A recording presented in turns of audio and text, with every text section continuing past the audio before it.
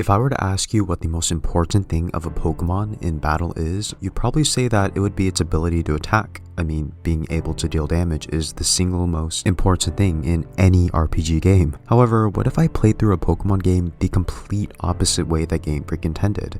What if I beat Pokemon without directly dealing a single hit point of damage? Well, I decided to try it out. The rules are simple. I can't use an attacking move, that's it. Any move that deals damage is not allowed in this playthrough. This seriously limits not only the amount of moves that I can use, but also the amount of Pokemon that I can use. It sounds painful, but I have a few tricks up my sleeve. Okay, I've talked enough, let's just do this. I picked Bulbasaur because it's the starter with the most status inflicting moves. Of course, the first battle goes exactly the way you would expect. I spam Growl while he slowly whittles me away. So right away there's a huge problem. I can't attack. Wow, what a surprise, right? But seriously, how in the world am I going to even get past the bug catchers if I can't attack? Well, luckily the answer lies in Viridian Forest, but it's not a fun one. You see, there are Wild Metapod and Kakuna. They only have Harden, which raises their defense, and Harden has 30 power points, and after they run out, they use Struggle, which is a move that deals recoil damage. So what I have to do is catch some sponge Pokemon, like a few Caterpies to drain power points and soak up some hits,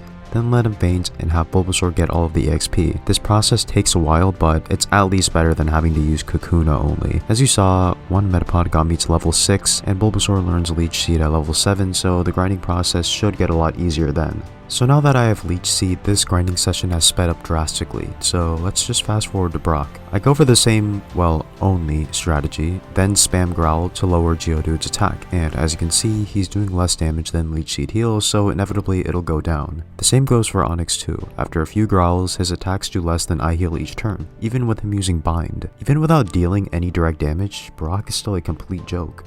Of course, I can't just solo the game with Bulbasaur, so I caught a few new Pokemon to help me out for Rival 2. Again, the strategy is the same, just put the enemy to sleep, then use Leech Seed and Growl to slowly whittle away HP. It's incredibly tedious, but there was never a point where I was in any danger at this fight. Anyway, next is Misty, and this battle ended up being a lot more frustrating than I anticipated, taking several tries. You see, Staryu and Starmie both have Recover, which means that even if I were to use a Poison Powder and Leech Seed combo, they can just heal it all back up, which would take too long, so I had to do something else. I trained up both Zubat and Nidoran so that they could stand a chance, and the strategy is basically to just put them to sleep, confuse them, use Tail Whip, and hope that they hit themselves, which will do more damage due to their lower defense. I get past Staryu easily, but Starmie gets lucky and wakes up, ruining my strategy. I decide to brute force it, and it luckily just never used Recover.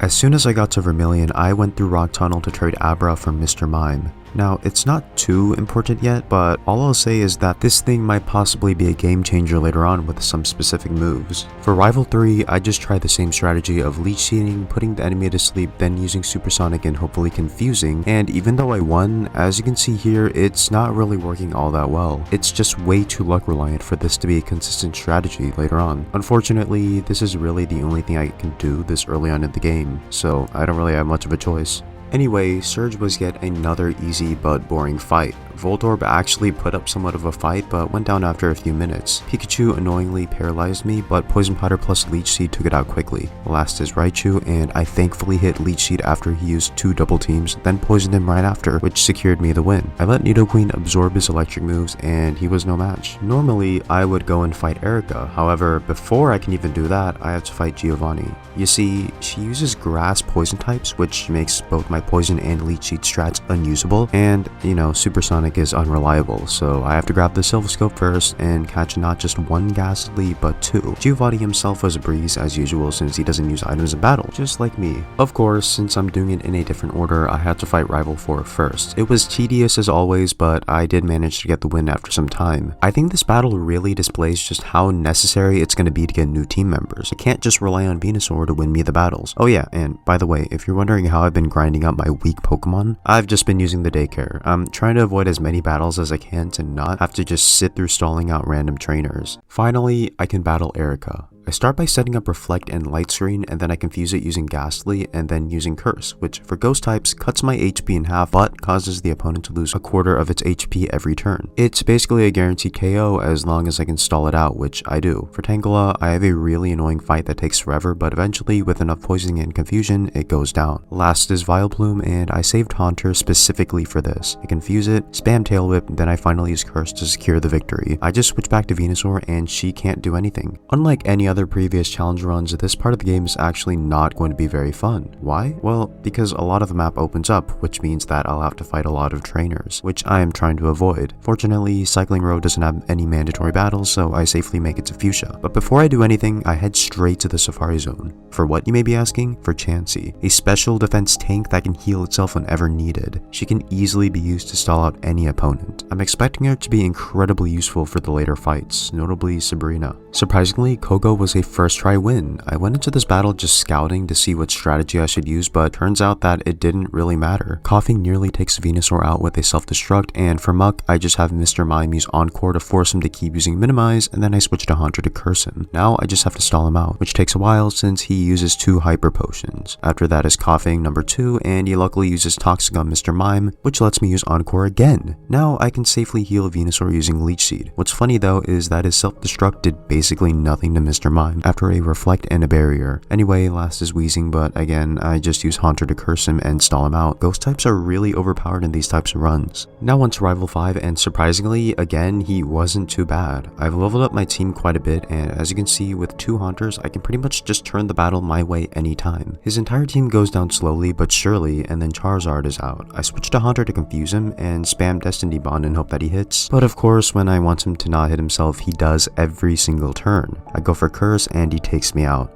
But I have more than 3 team members, so it's an automatic win. Next is Giovanni, but he has a weaker team than our rival, so after some leech seeding and poisoning, I take out his entire team. At the end of the battle, I put his Nidoqueen to sleep, seeded it, cursed it, and confused it. You know, just to add some more salt to the wound. Anyway, now we have to fight Sabrina. Normally, I'd be scared with a team full of poison types, and I still sorta am, but with the right luck and combinations of moves, I was able to win without too much trouble. Kadabra and Mr. Mime are just toxic stalls using Chansey, and then for Venomoth, I set up Light Screen, and then I have Venusaur usually cheat in Sleep Powder. And then I switched to Haunter to just use Curse. But he woke up and confused me. He brought me to 10 HP, but I got the curse just in time. Now it's just a matter of stalling again, and for Alakazam, I just have Haunter number 2 use Destiny Bond. Oh yeah, I also forgot to mention that I got Lapras after Rival 5. He could be pretty useful. Blaine time. Again, my team is a bit stronger than last time. I try to go for the usual toxic stall strategy, but as you can see there, Growlithe's takedown does half my health. Really just shows how bad Chansey's defense is. I switch to Mr. Mime and use Barrier to tank hits. He goes down and I do the same for Ponyta as well as confuse him. After a while, he also goes down and he sends out Arcanine, so I go for Haunter.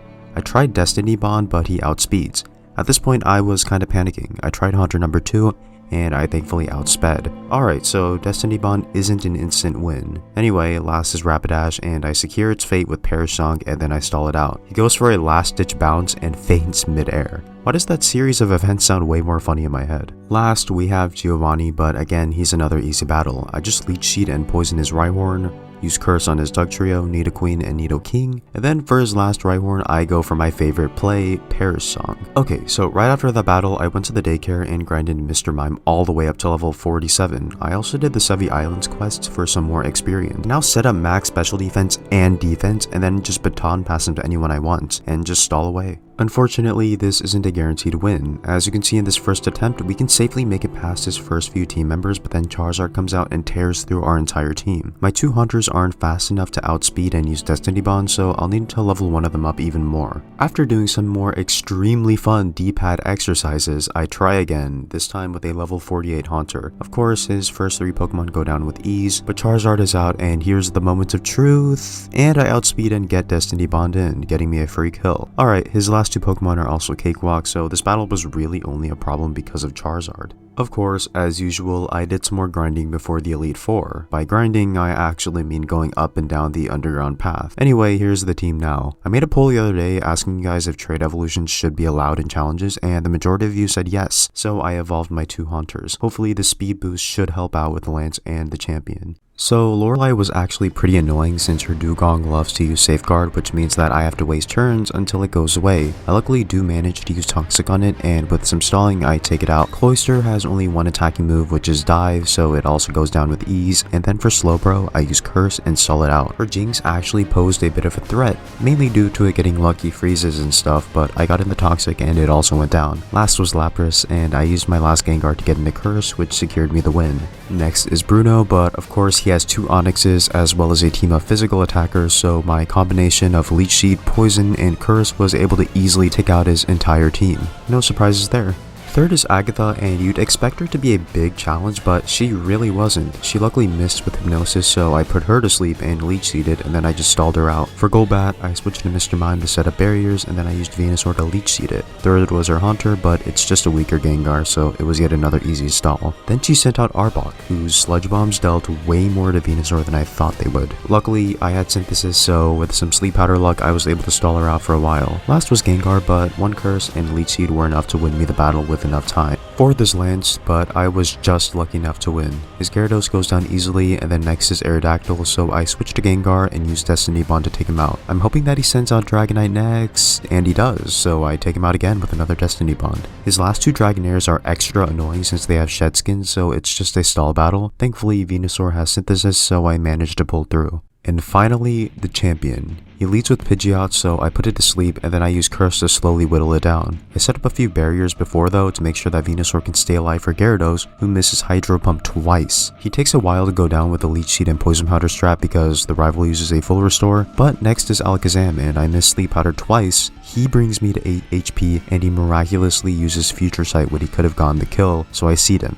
I go down, and I use Chansey to stall him out. Next is Rhydon, so I set up 2 barriers, Baton Pass to Gengar, then use Curse and Confuse Ray to stall him out. Next is Executor, but I need to think very carefully since I have to save Gengar for Charizard or else I lose. I couldn't restore PP for Confuse Ray for Lapras, so I have to go with Pear Song, but I get put to sleep and taken out. I use Gengar to confuse him, and he thankfully doesn't put me to sleep, so I go for Chansey and Toxic him. Now the strategy is to pray that he hits himself a lot and to switch to Gengar whenever he snaps out. Unfortunately, he has yet another full restore, so I have to repeat the process. As you can see, 1 Egg Bomb brought Chansey down to 9 HP. Thankfully, my confusion luck is insane today and he goes down with enough turns. Last is Charizard, but the battle is already over. 1 Destiny Bond and he goes down. I'm not gonna lie, that final rival fight was really intense. It's funny because I was actually celebrating to myself in real life after winning the fight since it took many tries. Honestly though, most of this run was surprisingly really easy. Leech Seed really carried me for most of the game. Anyway, if you enjoyed this video, consider subscribing. This run took quite a while and was pretty tedious. Oh yeah, also if you want to see me try to beat the post-game Elite Four battles with no attacks in this game, let me know. If this video gets enough likes, I might attempt it, although I don't know if it'll be possible. Alright, I've talked enough. Thanks for watching, and I'll see you all soon.